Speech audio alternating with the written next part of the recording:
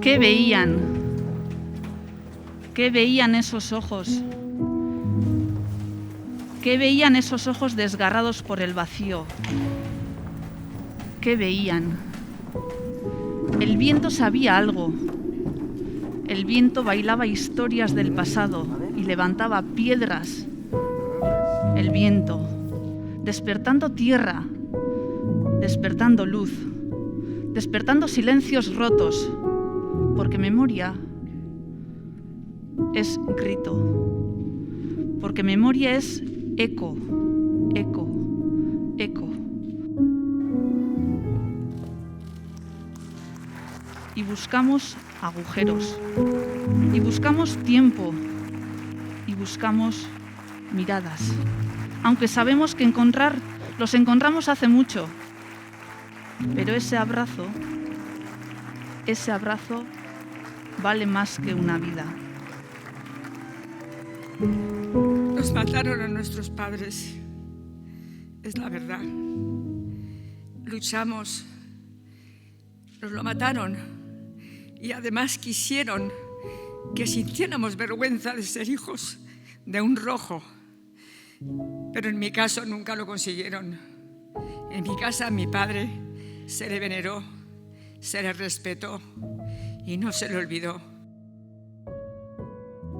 Que hay un señor en Ibiricu que iban a la escuela, él y su hermano, él con 5 años y su hermano de 7 o 8, pues se encontraron yendo a la escuela muertos allí en el campo. Entonces ellos llegaron a la escuela asustados, perdidos, y dijeron, hay hombres muertos en tal sitio. Entonces alertaron a la gente del pueblo, los enterraron y a la vuelta ya vieron que estaba la tierra enterrada. Pero a él se le quedó grabado esas imágenes de los muertos y este hombre hablaba ahora. Apenas nada supisteis, las familias. A unos os dijeron que los habían matado en Echauri, a otros en Odorbia. Gracias al equipo de Aranzadi, al laboratorio Nasertic, hemos podido descubrir que estaban en Echalaz, donde nadie lo suponíamos. Ha sido un hallazgo difícil y laborioso.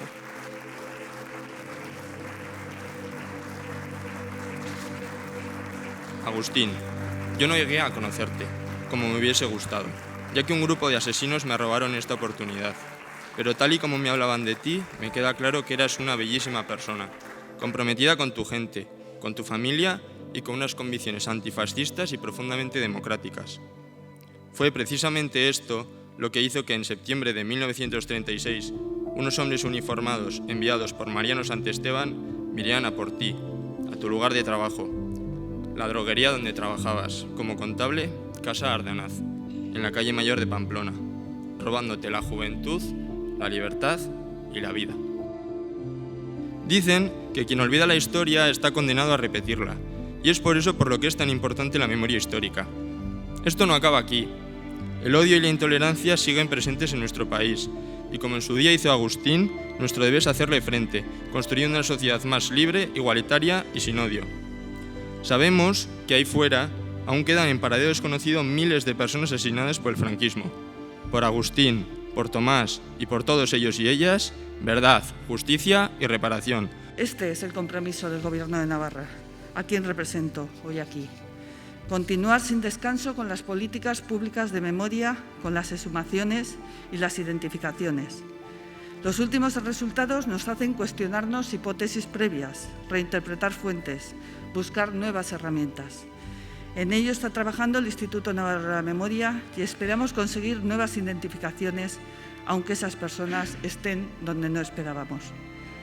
Tras 80 años de angustiosa y tortuosa esperanza, ya es hora de que por lo menos intentemos saber y sepamos dónde reposan, simplemente cubiertos de tierra, los cuerpos de nuestros seres queridos y poder darles un definitivo y digno asentamiento.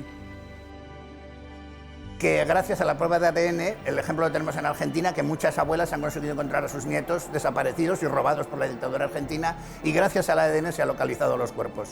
En este caso, en España, aunque han pasado 80 años, es muy importante que la gente conozca el ADN para que tarde o temprano esos cuerpos se recuperen. En el caso de los miles de cuerpos que vienen tirados en cunetas, los miles de cuerpos que están sin identificar en el Valle de los Caídos, si hemos esperado 80 años, podemos esperar 100 más, pero que el proceso siga.